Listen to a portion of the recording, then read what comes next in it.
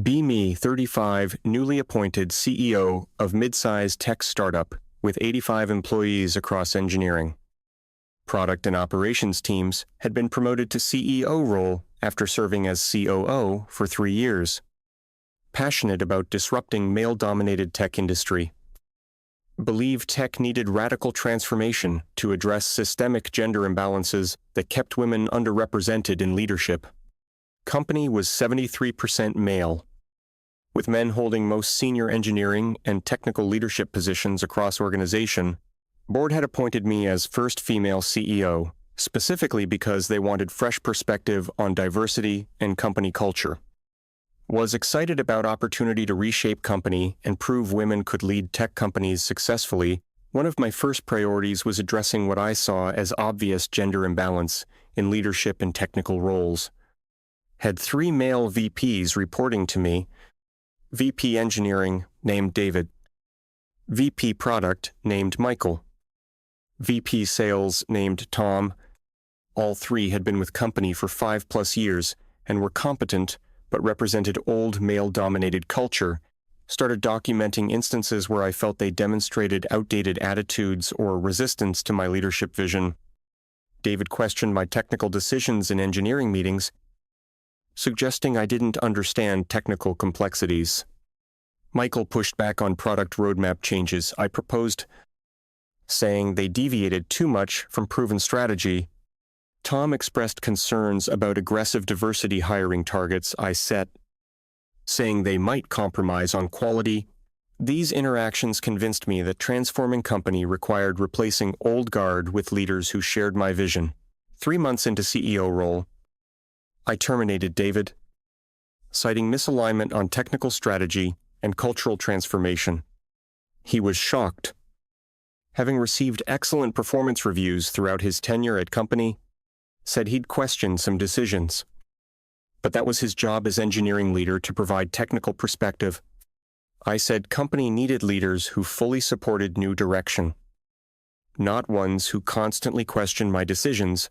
Posted on LinkedIn about making tough decision to part ways with engineering leader who didn't align with values.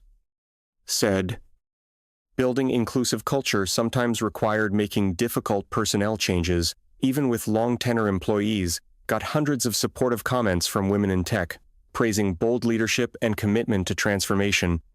One comment said, "We need more CEOs willing to remove men who resist women's leadership. Congratulations on bold move." Another said, "This is what disrupting male-dominated tech looks like. Excited to see where you take company?" Felt validated and empowered by positive response. Convinced I was on right path with leadership changes. Following month terminated Michael for similar reasons. Said his resistance to product changes showed lack of vision. He pointed out his product strategies had been successful and company had grown significantly under his leadership. I said past success didn't guarantee future success. Needed product leader who embraced my vision without constant pushback. Posted again on LinkedIn about making another difficult but necessary leadership change for cultural transformation. This post got even more engagement. Thousands of likes and shares from women celebrating bold feminist leadership. Posted photo of myself with caption, "Sometimes disrupting patriarchy means disrupting comfortable old guard leadership." Got featured in several women in tech publications as example of CEO making bold moves to transform culture.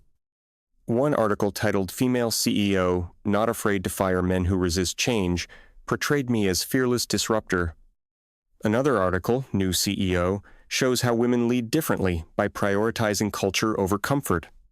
Praised my approach, started doing interviews about my leadership philosophy and commitment to building female majority leadership team. Said in one interview that transforming tech required being willing to remove men who couldn't adapt to women's leadership, that I wasn't afraid to make tough calls, even if it meant firing long, tenured male executives who resisted change. These interviews went viral in tech circles with mixed reactions, but mostly supportive from feminist communities. 2 months later, terminated Tom for questioning my diversity, hiring targets, and expressing concerns about standards. He said he supported diversity, but worried aggressive targets might lead to hiring less qualified candidates. I said his comments revealed unconscious bias that diverse candidates were inherently less qualified than men, posted on LinkedIn that I'd removed sales leader who expressed bias about diverse candidates and quality. This post exploded with over 10,000 likes and thousands of shares across social media platforms. Posted selfie with caption, "Cleaned house of old guard leadership, ready to build inclusive team from scratch." Got invited to speak at major women in tech conference about bold leadership and transforming company culture. During keynote, talked about firing 3 male VPs in 5 months and rebuilding leadership with diverse team. Said sometimes you have to burn down old structure to build something better and more inclusive. Audience of 500 women gave standing ovation. Felt like I was leading important movement in tech industry, but started noticing concerning business trends after removing entire VP layer of experienced leadership. Engineering productivity had dropped significantly without David's technical leadership and institutional knowledge. Product roadmap was behind schedule without Michael's strategic planning and execution experience. Sales revenue was down 25% after Tom's departure and loss of his key client relationships. Tried to minimize these issues in board meetings, saying they were temporary adjustment period after leadership changes. But board members were increasingly concerned about declining metrics and loss of experienced leadership team. One board member asked if removing 3 VPs simultaneously had been too aggressive without succession planning. I said transformation required bold moves and short-term pain was necessary for long-term cultural gain. Another board member pointed out we'd lost significant institutional knowledge and client relationships. I said we'd rebuild with more diverse, inclusive leadership that better represented values of modern company. 6 months into CEO role, none of the VP positions had been filled despite active recruiting efforts. Had interviewed dozen candidates, but none met my standards for cultural fit and commitment to inclusion. Several strong candidates had withdrawn from process after learning about high-profile terminations of predecessors. One candidate told recruiter off-cord he was concerned about job security if CEO fired 3 VPs in 5 months. Another said she didn't want to work for CEO, who publicly celebrated firing people on social media. These concerns frustrated me. Felt like candidates didn't understand necessity of bold transformation. Posted on LinkedIn about how hard it was to find leaders who truly understood importance of disrupting old paradigms. Said, I wouldn't compromise on values just to fill positions quickly with people who'd perpetuate same old culture. Meanwhile, company metrics continued declining without experienced VP leadership across critical functions. Engineering team was struggling with technical decisions without VP guidance. Several projects significantly delayed. Product development was chaotic without strategic leadership. Teams unclear on priorities and direction. Sales team had lost several major clients who'd worked primarily with Tom and didn't have relationships with remaining team. 7 months into CEO, role board called emergency meeting about declining company performance and leadership vacuum. Board chair said company revenue was down 30%, engineering productivity down 40%, and 3 major clients had churned. That removing entire VP layer simultaneously without succession plan had created crisis-threatening company viability. I said we were going through necessary transformation and needed to stay committed despite short-term challenges. He said short-term challenges were becoming long-term crisis. Company couldn't sustain current trajectory much longer. Another board member said, your public posts about firing executives have damaged company reputation and recruiting. Candidates are declining interviews because they're concerned about job security and your approach to leadership. Clients have expressed concerns about stability after seeing your social media posts celebrating terminations. I said I was being authentic about leadership philosophy and building transparent culture where values mattered. Board member said authenticity is important, but publicly celebrating firing people creates perception of instability. And your framing of terminations as removing men who resisted women's leadership has created legal concerns. Several terminated executives have consulted employment lawyers about potential discrimination claims, felt attacked and defensive, said I was being held to different standard because I was female making bold moves. Board chair said, "You're being held to same standard as any CEO whose decisions resulted in 30% revenue decline. Gender isn't the issue. Business performance and leadership judgment are legitimate concerns we must address." 8 months into CEO role, David, Michael, and Tom jointly filed lawsuit alleging gender discrimination and terminations. Lawsuit detailed my public statements about removing men who resisted women's leadership and old guard males. Included screenshots of LinkedIn posts celebrating their terminations and interviews about firing male executives. Legal complaint argued, I terminated them based on gender, not performance. Using cultural transformation as pretext? Company's legal counsel said lawsuit had strong basis given my extensive public statements about targeting male leadership. That my social media posts had created evidence trail showing gender-based animus in termination decisions. Board called another emergency meeting, saying lawsuit combined with business decline represented existential threat. Board chair said, "Your public statements about firing men have given terminated executives strong discrimination case, and publicity around lawsuit is further damaging company reputation with clients, candidates, and investors." One board member said, "I supported your appointment as CEO, but your approach has been reckless, not bold. You terminated experienced leaders without succession plan, publicly celebrated their terminations on social media, and framed everything through lens of gender conflict that's now basis for discrimination lawsuit. I said I was trying to transform company culture and shouldn't be punished for being transparent about that mission." Board members said transparency about discriminating based on gender isn't defense. It's evidence of discrimination. You can transform culture without publicly declaring you're removing men or celebrating firing people. Another board member said, "Beyond legal issues, your leadership has resulted in significant business decline. We're 9 months into your tenure, and every key metric is down while we face expensive discrimination lawsuit. Board needs to seriously consider whether this leadership is sustainable for company's future." Left that meeting feeling betrayed that board was turning against me instead of supporting transformation. Posted on LinkedIn about how female CEOs are held to impossible standards and not given time to transform culture. That I was facing resistance because I was woman, making bold moves that threatened comfortable male status quo. This post went viral again, but with much more mixed reaction than previous posts celebrating terminations. Many women continued supporting me, but significant voices questioned whether I'd gone too far with public statements. One comment said, "I'm all for women's leadership, but celebrating firing people on social media is unprofessional." Another said, "Your framing of terminations as removing men suggests gender discrimination, not cultural transformation." Tech media started covering story with headlines like, "CEO's social media posts become evidence in discrimination lawsuit." Another headline, "Female CEO faces backlash after publicly celebrating firing male executives," got viral attention. These articles included screenshots of my LinkedIn posts and quotes from interviews about removing old guard men.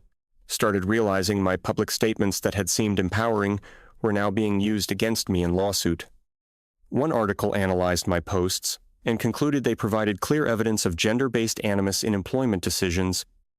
Employment law experts quoted in articles said my social media activity had created prosecutable discrimination case. 10 months into CEO, role company hired crisis management firm to handle publicity around lawsuit and business decline. They advised me to stop posting about terminations, delete previous posts, and avoid any public statements about case. I resisted, saying I shouldn't have to hide my leadership philosophy just because men were suing for discrimination. Crisis manager said, "Your leadership philosophy, as articulated publicly, is literally the basis for their discrimination claim. Every post celebrating firing men strengthens their case that terminations were based on gender, not performance. Reluctantly agreed to delete posts and stop public commentary. But damage to reputation was already done. Tech industry narrative had shifted from celebrating my bold leadership to questioning my judgment and approach. 11 months into CEO role, board presented me with ultimatum about settling lawsuit and changing leadership approach. Said company couldn't sustain legal fight while business continued declining under my leadership. Needed to settle discrimination lawsuit quickly and bring in experienced executives regardless of my cultural preferences. Also needed to stop all social media commentary about personnel decisions and company transformation. I said this felt like board was capitulating to lawsuit and abandoning commitment to cultural transformation. Board chair said, "We're responding to reality, that your approach has failed both legally and operationally. Company is facing expensive discrimination lawsuit with strong evidence of gender bias in your public statements. Business metrics are terrible without experienced leadership team. You're removed without succession, planning, and reputation damage from your social media activity has made recruiting and client retention extremely difficult. You need to settle lawsuit. Hire experienced VPs immediately, even if they're men, and stop inflammatory social media." Year into CEO role, company settled discrimination lawsuit with 3 terminated VPs for $850. $000 total, plus legal fees. Settlement included confidential terms, but was reported in tech media as significant victory for plaintiffs. Articles emphasized how my public statements had strengthened discrimination claims against company. One article titled, "How CEO's Social Media Hubris Cost Company Nearly $1 Million," went viral across platforms. Another titled, "Female CEOs' Posts Celebrating Firing Men Become Costly Less," and analyzed my mistakes in detail. These articles included legal analysis of how my LinkedIn posts had created evidence of discriminatory intent, started receiving criticism from feminist circles that had previously celebrated my bold leadership approach. One prominent women and tech leader wrote publicly that my approach had set back women's leadership by confirming stereotypes. Another said, "I'd confused feminist empowerment with discriminatory employment practices and hurt women CEOs everywhere." This criticism from feminist allies was more painful than criticism from those who'd opposed me from start. Felt isolated and attacked from all sides. People who'd celebrated my bold moves now distancing themselves. 13 months into CEO role. 2 board informed me they were bringing in president role to oversee operations. Said I'd remain CEO, but president would manage day-to-day business and have authority over key decisions, essentially stripping me of operational authority while maintaining CEO title for appearance.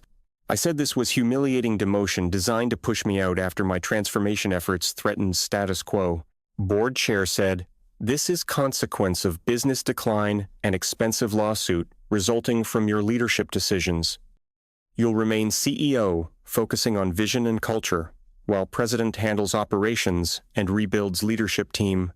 New president was named Jonathan. White male with 20 years experience leading tech companies successfully. His hiring was covered in tech media as board bringing in adult supervision.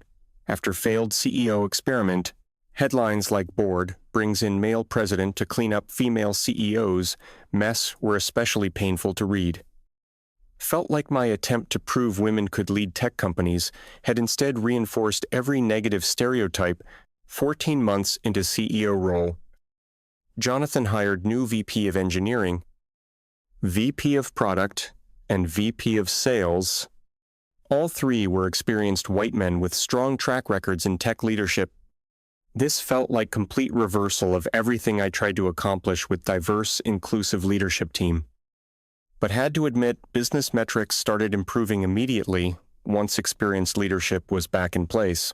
Engineering productivity increased. Product roadmap got back on track. Sales started recovering lost ground.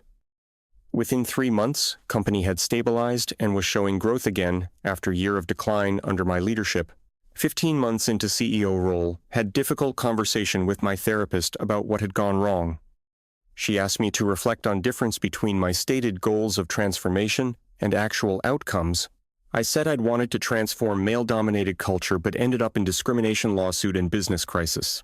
She asked what I'd do differently, if I could go back to start of CEO tenure with knowledge I had now.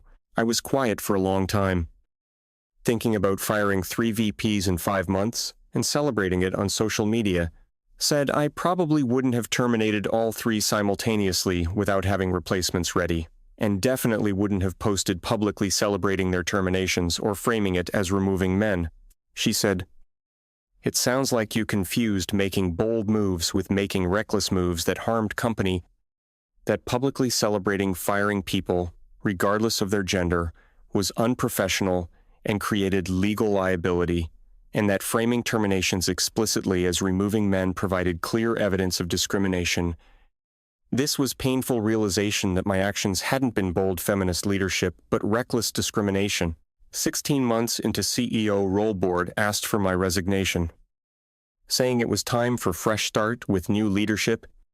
Said Jonathan would be promoted to CEO, and I could remain on board as advisor if I resigned voluntarily. Otherwise, they'd terminate my employment, which would be covered extensively in media, given previous publicity. Knew I had no leverage to negotiate. My tenure had been disaster, both operationally and reputationally. Resigned as CEO and declined board advisor role. Wanted clean break from experience that had failed so completely. Posted brief statement on LinkedIn announcing resignation and thanking board for opportunity. Comments were mix of support from some women and criticism from many others about how my tenure had ended. Tech media covered resignation with analysis of how first female CEO of promising startup had failed spectacularly. Articles detailed timeline from my appointment to terminating VPs, to discrimination lawsuit to forced resignation. One article titled "The Rise and Fall of a CEO Who Mistook Discrimination for Disruption, Analyzed Mistakes Comprehensively," became cautionary tale in tech industry about dangers of letting ideology override sound business judgment. 6 months after resignation, was contacted by journalist writing book about women in tech leadership. She wanted to interview me about my experience as CEO and lessons learned from highly publicized tenure. Initially declined but eventually agreed because wanted opportunity to share my perspective and growth. During interview, talked honestly about mistakes I'd made in approach to cultural transformation. Said I'd conflated making bold changes with making reckless changes without proper planning or judgment. That terminating 3 experienced VPs simultaneously without succession plan had been terrible business decision, and that publicly celebrating their terminations on social media had been unprofessional and legally problematic. Most significantly, that framing terminations as removing men who resisted women's leadership was discrimination. Throughout this, asked if I still believed tech needed cultural transformation and more women in leadership. I said absolutely yes. But my failed approach had made it harder, not easier, for next generation of women CEOs, that I'd confirmed every negative stereotype about women being too emotional or ideological for CEO roles, and that discrimination against men was still discrimination, regardless of historical gender imbalances. Year after resignation, published essay titled "What I Got Wrong as Female Tech CEO" in major business publication. Detailed complete story from appointment determinations to lawsuit to resignation with honest accountability. Explained how desire to transform culture had led to discriminatory decisions that harmed company and employees, and how public celebration of those decisions on social media had created evidence used against company in lawsuit. Essay went viral with over 100,000 reads and thousands of comments from all perspectives. Many women appreciated honest accounting of mistakes and lessons learned from failed leadership. One commenter said, "Thank you for this. Helps me understand where line is between transformation and discrimination." Another said, "Your honesty about failures is more valuable than pretending everything you did was justified." Some commenters were harsh, saying, I'd set women's leadership back decades by confirming negative stereotypes. One said, "You handed ammunition to everyone who opposes women CEOs by being incompetent and discriminatory." Another said, "Your hubris and social media bragging about firing men was embarrassing to all women leaders."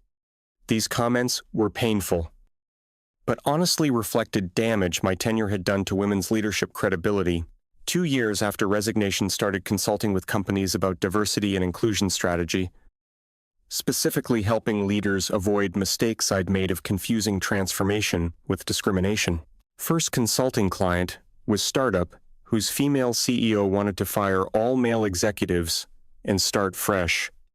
She'd been inspired by my initial LinkedIn posts, celebrating bold moves before everything fell apart, shared complete story, including discrimination lawsuit, business decline, and forced resignation. She was shocked, saying media coverage had focused on my bold moves, not on disastrous outcomes. I explained media had initially celebrated my approach until legal and business consequences became clear, showed her articles analyzing how my social media posts had created evidence for discrimination lawsuit and data showing how business had declined after removing experienced leadership without succession planning, helped her develop strategy for transforming culture without discriminating against existing male leaders. 3 years after resignation, published book about experience titled When Good Intentions Become Discrimination, detailed journey from appointment as first female CEO to terminating male VPs to lawsuit to resignation, included framework for pursuing cultural transformation without making discriminatory employment decisions and lessons about social media responsibility for leaders whose posts can become legal evidence. Book was used as case study in business schools about leadership failures and employment discrimination. One professor wrote, "This is essential reading about how ideology can override business judgment with disastrous results." Another wrote, "Author's honest accounting provides valuable lessons about line between transformation and discrimination." Started speaking at leadership conferences about experience and lessons learned from failed CEO tenure. Always emphasized that I still believed in importance of diversity and women's leadership and tech, but that my approach had been discriminatory and reckless, harming company and damaging women's credibility, that celebrating firing people on social media was unprofessional regardless of gender or transformation goals, and that framing employment decisions explicitly through gender lens created legal liability and discrimination. Audience reactions were typically supportive of honest accountability. Though some questioned my judgment even in retrospect, 4 years after resignation ran into David, one of VPs I terminated, at industry conference. He was now CTO at successful startup and seemed to have recovered professionally from termination. I approached him and apologized for how I'd handled his termination and subsequent public statements. He said termination had been difficult, especially being framed publicly as resistant to women's leadership, that he'd always supported diversity. But my characterization of him had damaged his reputation temporarily. I said I realized afterward that my public statements had been discriminatory, and I regretted approach entirely. He said he appreciated apology and that lawsuit settlement had helped, but reputation damage had been real, that he hoped I'd learned from experience because other women CEOs shouldn't repeat same mistakes. This conversation reinforced how much damage my actions had caused to individuals beyond just company. 5 years after resignation, reflected on complete journey from appointment to failed tenure to rebuilding credibility, realized my biggest mistake had been confusing feminist principles with license to discriminate against men, that seeking gender equity didn't justify discriminating based on gender in opposite direction, and that publicly celebrating employment decisions on social media had been unprofessional and legally reckless. Started mentoring women aspiring to CEO roles specifically about avoiding mistakes I'd made. Main message was that women CEOs need to be held the same professional standards as male CEOs, that we shouldn't celebrate firing people regardless of their gender or our transformation goals, and that discrimination is discrimination, regardless of historical context or which gender is targeted. Current reflections 6 years after bragging online about firing men and going viral for wrong reasons. Learned that posting about personnel decisions on social media creates legal evidence and reputation damage. That framing employment decisions through gender lens can constitute discrimination regardless of intentions. That removing experienced leaders without succession planning harms business regardless of cultural goals. That publicly celebrating firing people is unprofessional and creates perception of instability. Most importantly, that feminist principles don't justify discriminatory employment practices against anyone. That's what I learned from firing men. Bragging online. And going viral is cautionary tale, not inspiration. From thinking I was boldly disrupting patriarchy to realizing I was recklessly discriminating and failing. From celebrating terminations publicly to understanding how unprofessional and damaging that approach was. That's my complete story about being appointed as trailblazing female CEO and failing spectacularly by confusing transformation with discrimination. That's everything I learned from celebrating firing men online and becoming viral cautionary tale instead of inspiration for women leaders everywhere. From thinking social media bragging showed bold leadership to understanding it created legal evidence and professional embarrassment that destroyed my career completely. From believing I was disrupting patriarchy to realizing I was just discriminating against men and failing at basic business leadership fundamentals. From celebrating terminations publicly to understanding that was unprofessional regardless of gender or transformation goals I claimed to pursue. From thinking my LinkedIn posts would inspire women to learning, they became evidence in discrimination lawsuit that cost company nearly $1 million. Most importantly, from thinking feminist principles justified discriminatory practices, to learning equity never justifies discrimination against anyone, regardless of historical context or power dynamics in workplace.